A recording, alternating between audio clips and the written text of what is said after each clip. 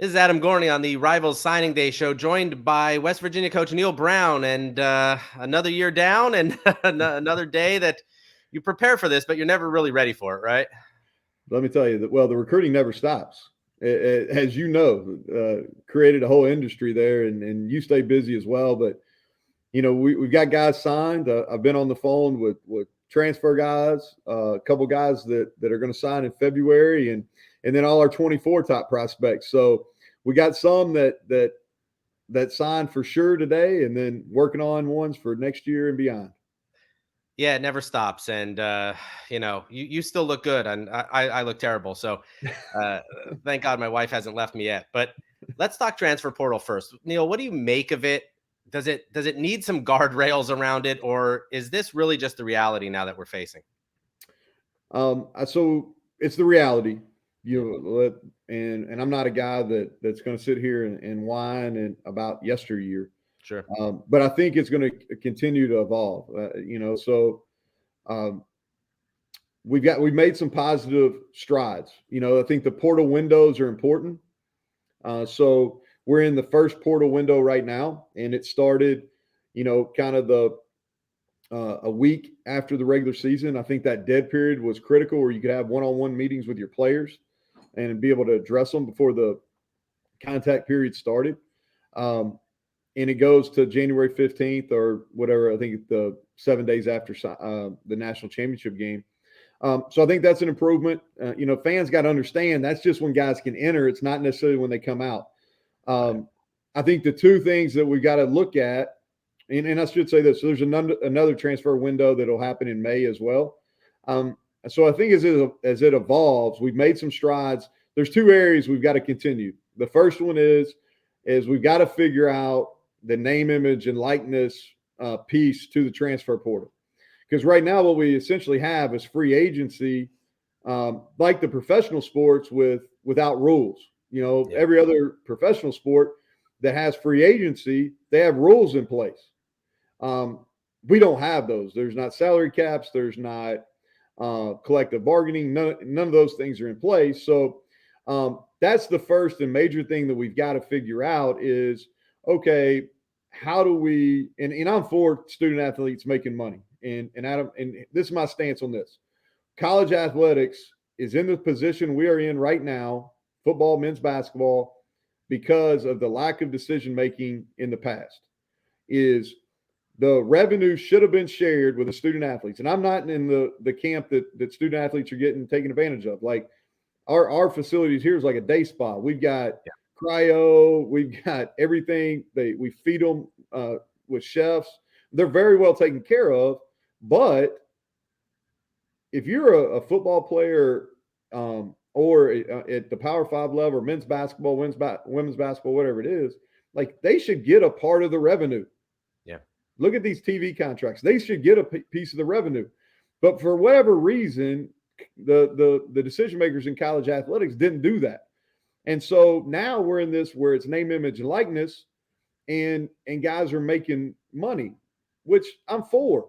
We just got to figure out a way where the portal and NIL work together, and guys aren't getting in the portal or signing with places just based on NIL. So, and I don't necessarily have a great solution for that, but that's the first one. The second one is we've got to have a way for transfer student athletes to sign like high school student athletes. So, for instance, today, as you know, the guys that are signing in our class and are signing across college football, they're signing a national letter of intent, an NLI, and they're also signing a grant in aid scholarship. Well, the grant in aid essentially binds West Virginia University or whatever institution to that student athlete. The national letter of intent binds the student athlete to the university.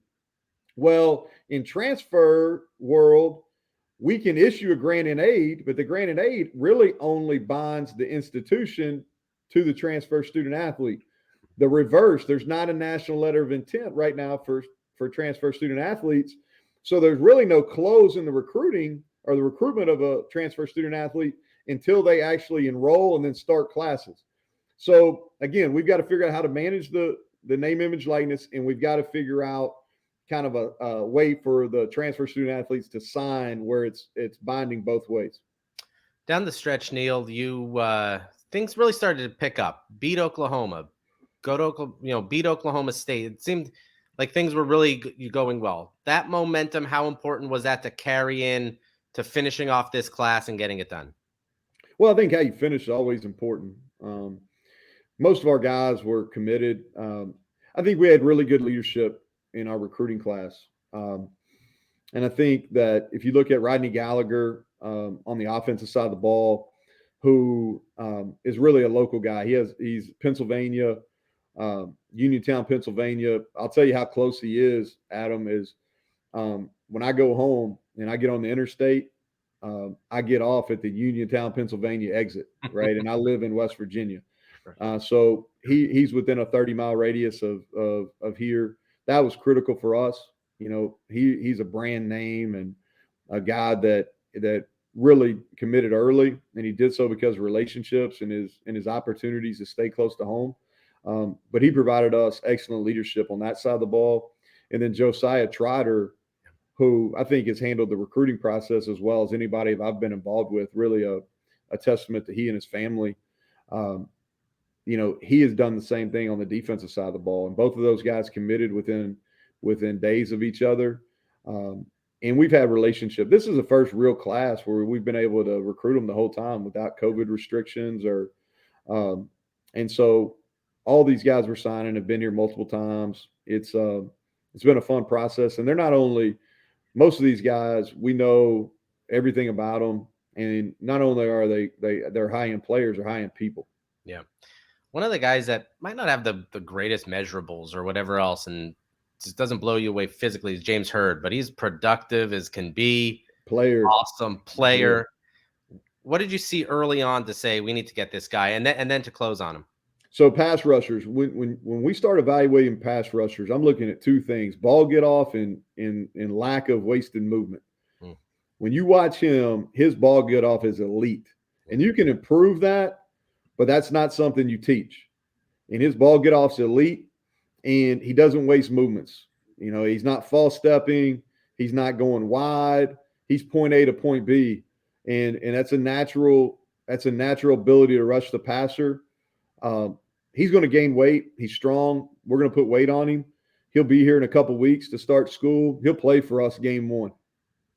Your other ends, Zachariah Keith, Orion Fisher, guys' length, playmaking ability. How important was that to just bring that in and for depth purposes and for how skilled they are? Well, I think here's who we are. And I believe this when I took the job, is we're a developmental program. All right. And we've developed some really good players, and a couple of them have left via the portal, but that's not going to frustrate. That's not going to knock us off who we are. We're a developmental program. I think those are two great examples that 2 years from now, people are going to be like, who is Orion Fisher and who is Zachariah Keith? You know, because Zachariah Keith is very similar to a kid we have here in our program named Sean Martin. And Sean Martin was really was highly recruited, 240 pounds on signing day. Now he's 290. He'll be a first-team all-conference player next year. He'll be a draft pick when his career's done here. And Zachariah Keith has that same ability, and he has the ability to play multiple positions around the front. And then Orion Fisher is going to be an edge player, you know, and he can play to the field or the boundary. He's got great length. We had him at 6'6", 215. I think he'll be 245 before the season starts. And he's what you want as far as edge. He's going to be able to not only rush the passer, but affect passers with his length. I know Rodney is a local kid and up the road. What do you see from him, his ability? Obviously, you know, there was another school in his home state that definitely wanted to flip him to. Yeah, he's an elite athlete, first of all, okay? Grew up in most of his early years, all the way probably to about a year and a half ago, was spent on the hardwood. And I think there's a ton of carryover from basketball to playing receiver. Yeah. And a lot of the movements, but he's going to be raw as a receiver. So I think your expectations, our fan base and us as coaches, we got to have it in check, because there's going to be a transition there. But as he learns the details of playing that position, I have no questions he's going to be elite. I think he's got an opportunity, and I've told him this in the recruiting process. We're going to be really creative about how we get him the ball early, and he'll get touches in non-traditional ways because I think he deserves that with the ability he has with the ball in his hands. But as he grows into a receiver, man, he's got a chance to be special. And I also think he can flip over and play some third downs for us on defense, which is what we did with a guy named Marcus Jones, who's at Troy, who's killing it for the Patriots right now. Awesome. That is West Virginia coach Neal Brown. I'm Adam Gorney. This is the Rival Signing Day Show.